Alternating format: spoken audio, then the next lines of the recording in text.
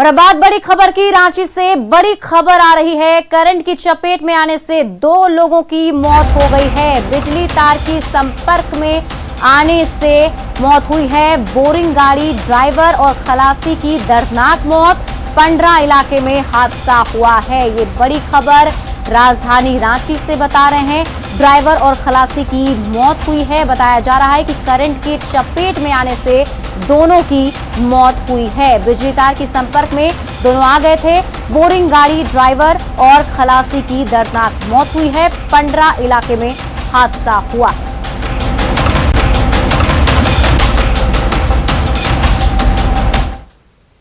Budget सत्र के दूसरे दिन झारखंड विधानसभा के बाहर और सदन के अंदर जमकर हंगामा हुआ। सदन की कार्यवाही शुरू होते ही बीजेपी विधायकों ने प्रश्नकाल को बाधित करते हुए कार्य स्थगन प्रस्ताव को सदन में लाने को लेकर हंगामा शुरू कर दिया। लेकिन विधानसभा अध्यक्ष ने कार्य स्थगन के सभी प्रस्ताव को अमान्य कर दिया। इससे नाराज बीजेपी के विधायक वेल में आ गए। वहीं कांग्रेस के विधायक भी वेल में पहुंच गए, जिसके बाद लगातार हंगामा बढ़ता गया। बढ़ता हंगामा देखकर अध्यक्ष ने सदन की कार्यवाही स्थगित कर दी। 12:30 बजे कार्यवाही शुरू होने पर हंगामे के बीच ही अनुपूरक बजट पेश किया गया। अध्यक्ष की अपील की असर नहीं होता देख सदन की कार्यवाही दोपहर 2 बजे तक के लिए स्थगित कर दी गई। लेकिन 2 बजे जब फिर से सदन की कार्यवाही शुरू हुई तो विपक्ष का हंगामा जारी रहा। राज्यपाल के अभिभाषण पर चर्चा के दौरान विपक्ष ने हंगामा किया और सदन से वॉकआउट किया। पुलिंदा है, उस पर कहता है कि इस पर बहस करिए। उस पर क्या बहस करेंगे? यहाँ के जो नौजवान जिससे पीड़ित है, प्रताड़ित है, जो रोज धरना पर बैठे हुए हैं, उनके ऊपर आप लाठी चलाते हैं, तो उस पर नहीं बहस होनी चाहिए। चतुर्थ वर्ग के नौकरियों में 100% झारखंडी भाई बहनों को रोजगार मिलने की गारंटी देने वाला जो हम लोगों ने नियोजन नीति बनाई थी रघुवर दास जी की सरकार में, इसको बिना किसी ठोस कारण से इस सरकार ने वापस लिया। वैसे समय में जब हाई कोर्ट के फैसले के विरुद्ध सुप्रीम कोर्ट सरकार गई है, उस नियोजन नीति के पक्षकार बन करके, कोई सुप्रीम कोर्ट का कोई डिसीजन नहीं आया, कोई डायरेक्शन नहीं आया है। सुप्रीम कोर्ट ने छात्रों के मतलब शिक्षकों के पक्ष में स्टे ऑर्डर दिया है। ऐसे परिस्थिति में आपने जो विड्रॉ किया, ये पूरी तरह से झारखंड के युवाओं के फ्यूचर के साथ धोखा है। और इस धोखा के विरोध में सदन क्या कुछ भी यदि रोकना पड़े तो सारा कुछ रोकने के लिए हम लोग तैयार रहेंगे। झारखंड में बीजेपी के विधायकों का हंगामा कार्यवाही दोबारा शुरू होने के बाद भी जारी रहा। विधायक जहां वेल में आकर हंगामा करते रहे, वहीं सत्ता पक्ष के विधायक प्रश्नकाल में जुटे रहे। हंगामे के बीच ही कांग्रेस विधायक दीपिका पांडे सिंह और विधायक प्रदीप यादव ने ओबीसी को 27% आरक्षण का मुद्दा उठाया। दोनों विधायकों ने दूसरे राज्यों की तरह झारखंड में भी ओबीसी के लिए 27% आरक्षण की मांग की। विधायकों की मांग के बाद वित्त मंत्री रामेश्वर उरांव ने सदन में 7,323 करोड़ के अनुपूरक बजट को पेश किया। ओबीसी को 18% एससी को और 1% एसटी को देकर के उस राज्य में 69% आरक्षण दिया जा रहा है।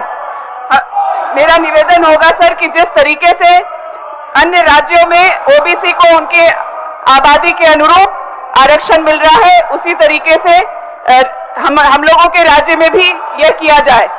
सरकार को एक सर्वे भी करा लिए, सरकार के पास ये चीजें हैं। भाई ओबीसी का जो सरकारी सेवाएं हैं, आज उसमें भागीदारी भी कम रही है। अगर आप सचिवालय को देखेंगे तो बाहर के लोग उसके लाभ उठा रहे ओबीसी के नाम पर, क्योंकि यहाँ ओबीसी को आरक्षण नहीं है अध्यक्ष महोदय। इसलिए हम चाहेंगे कि सरकार हमें बताए कि 27% आरक्षण ओबीसी के लिए सरकार कब तक अकेला जी। मैं भारत का संविधान के अनुच्छेद 203 के अनुसरण में वित्तीय वर्ष 2020-21 के लिए 31 मार्च 2021 को समाप्त होने वाले वर्ष के भीतर शोधन के दौरान आने वाले भारों के वहन के लिए 7,323 करोड़ 24,73,079 रुपये मात्र का आय व्यय विवरण सभा में उपस्थापित करता हूं। झारखंड विधानसभा की कार्यवाही शुरू होने से पहले ही सदन के बाहर सत्ता पक्ष और विपक्ष के दल एक दूसरे के खिलाफ बैनर और पोस्टरों के जरिए नारेबाजी करते दिखे। सत्ता पक्ष के विधायक जहां डीजल पेट्रोल की कीमतों में बढ़ोतरी के साथ ही बढ़ती महंगाई को लेकर केंद्र सरकार के खिलाफ नारेबाजी करते दिखे, तो वहीं बीजेपी के विधायकों ने वर्तमान सरकार को युवा विरोधी और रोजगार छीनने वाली सरकार करार देते हुए विरोध प्रदर्शन किया। साथ ही स्थानीय लोगों को 3rd और 4th ग्रेड में नौकरी देने की मांग भी की।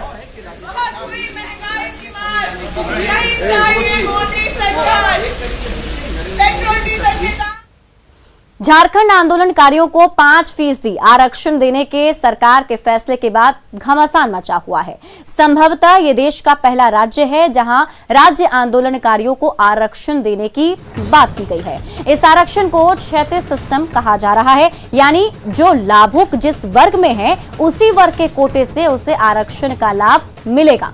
झारखंड आंदोलनकारियों ने सरकार के फैसले का स्वागत किया। वहीं ओबीसी मोर्चा का कहना है कि पहले ही राज्य सरकार ने ओबीसी के दोहन कर 27% की जगह 14% आरक्षण कर दिया है और अब 5% नए आंदोलनकारी आरक्षण से इस पर असर पड़ेगा। ऐसे में सरकार की ये घोषणा महज लॉलीपॉप नजर आ रही है।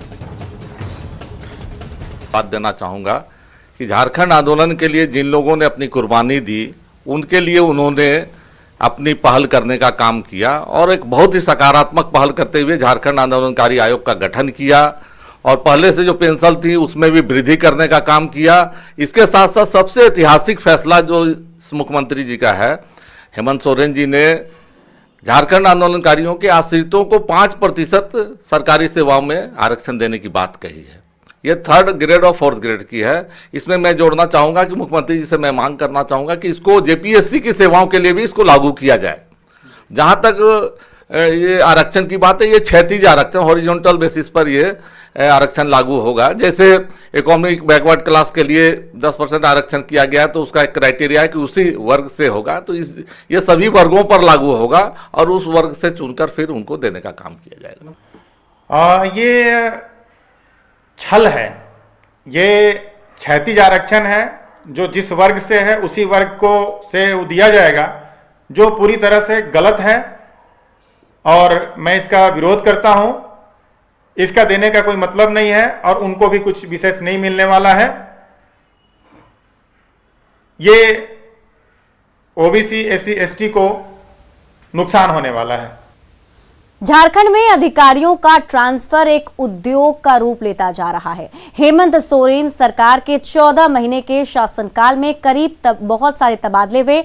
औसतन हर महीने में करीब 100 तबादले से जहां विकास कार्यों की रफ्तार पर ब्रेक लगता है, वहीं पहले से ही गरीब राज्य झारखंड में अधिकारियों के लगातार तबादले से खजाने पर भी बड़ा बोझ पड़ता है। झारखंड में अक्सर ये कहा जाता है कि सरकार के पास पैसा नहीं है, लेकिन ट्रांसफर पोस्टिंग के नाम पर करोड़ों रुपए ऐसे खर्च कर दिए जाते हैं। सवाल है कि जब सरकारी खजाना खाली है तो फिर ट्रांसफर पोस्टिंग के जरिए और क्यों बोझ बढ़ाया जाता है।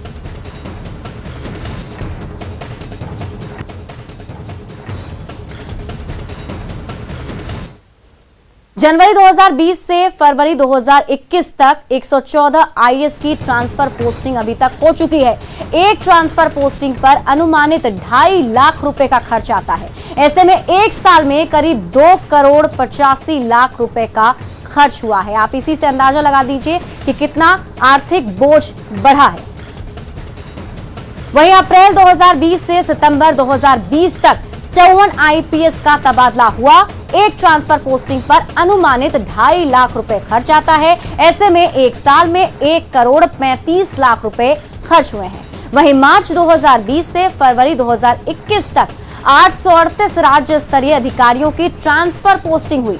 एक ट्रांसफर पोस्टिंग पर अनुमानित 50,000 रुपए खर्च आता है। ऐसे में एक साल में 4 करोड़ 19 लाख रुपए का खर्च हुआ है।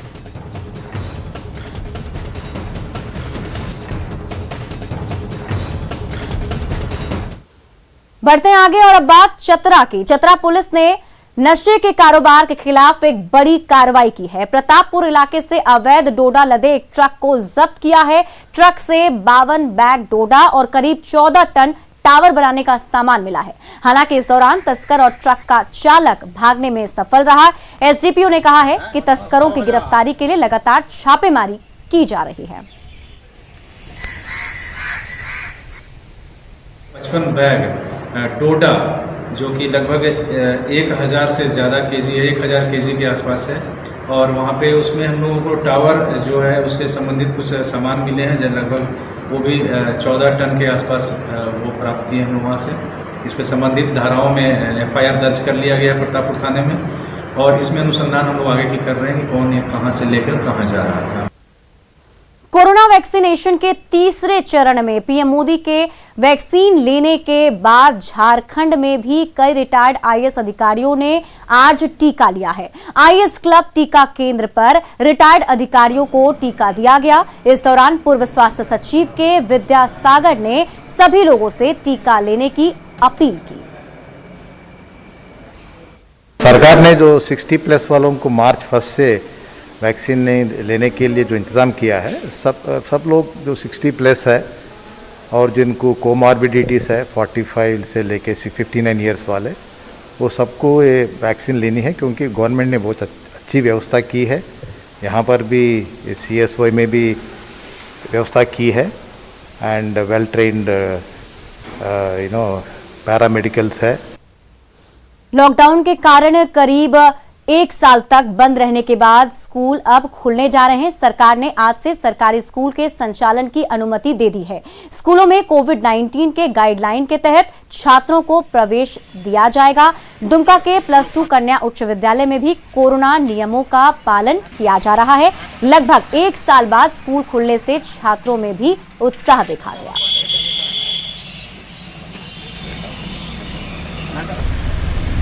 मेरा फर्स्ट स्कूल है, पहला दिन मैं स्कूल आ रही हूँ है, और मैं आशा करती हूँ कि जो भी कोविड-19 के नियम हैं उनका मैं पालन करूँगी और विद्यालय का संचालन मैं अच्छी तरह से करूँगी।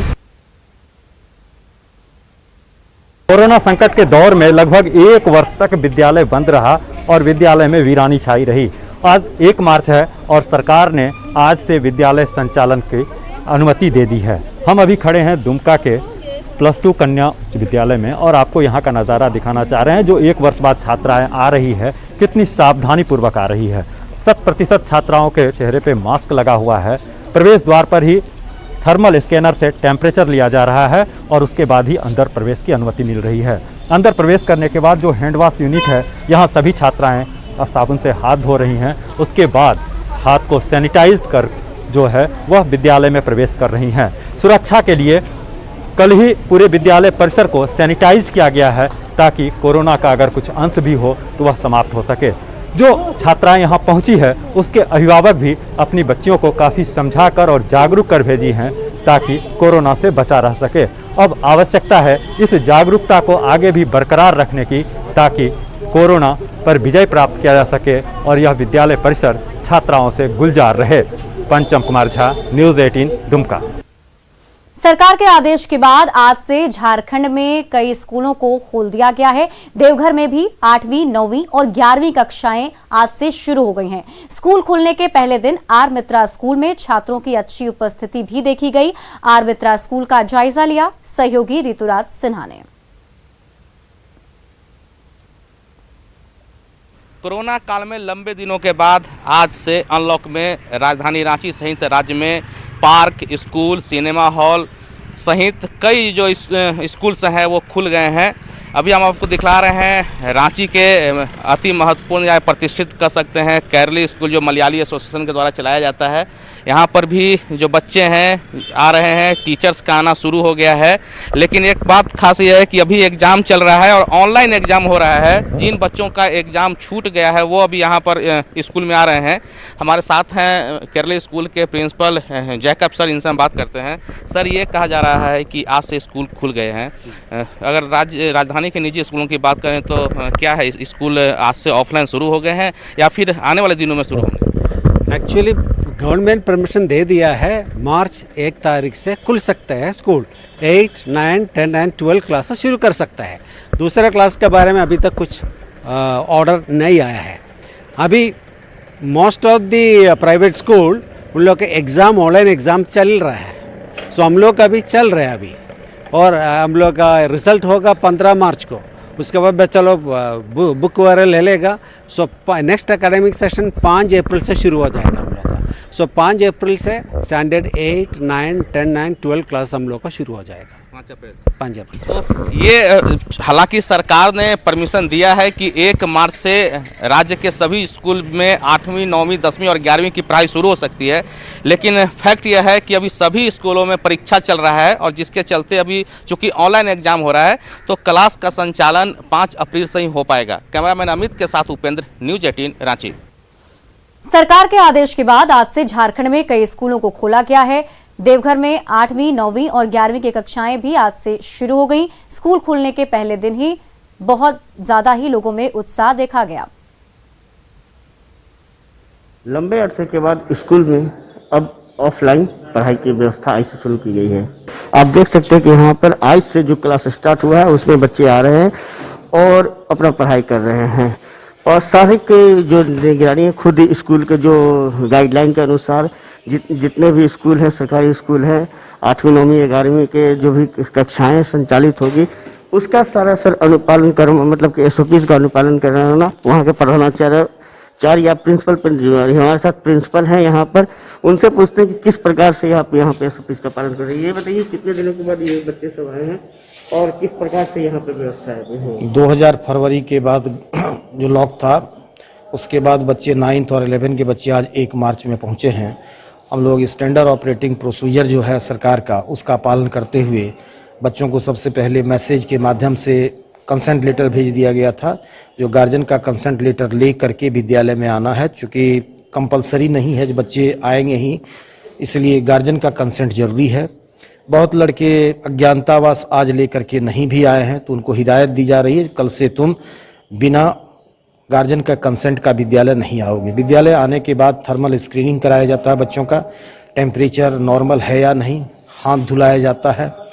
उसके बाद मास्क लेकर के बच्चों को कंपलसरी क्लास में बैठना है। जो बच्चे आज मास्क लेकर के नहीं आया था विद्यालय स्तर से उन लोगों को वितरित किया गया ताकि बच्चों में ये आदत लग जाए मास्क लेकर के ही बच्चे स्कूल में आवें। आज तो पहला दिन है इसलिए आज तो उतनी उपस्थिति यहाँ पे नहीं देखने को मिल रही है। हमारे साथ कुछ छात्र हैं, उनसे पूछ रहे हैं। ये बताइए कितने दिनों के बाद आप यहाँ पे आए हैं और कैसा लग रहा है? करीबन 8 या 9th मंथ के बाद हम लोग स्कूल आए और हम लोग को बहुत बढ़िया फील हो रहा है स्कूल आने के बाद।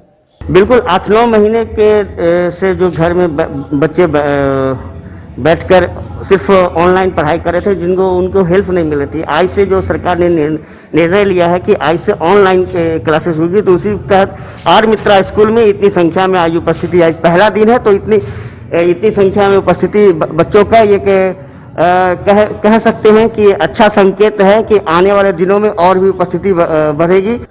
ऋतुराज सिन्हा, न्यूज 18 देवघर। जोहार झारखंड में बस इतना ही, लेकिन खबरों का सिलसिला लगातार जारी है। देखते रहिए न्यूज 18 बिहार झारखंड।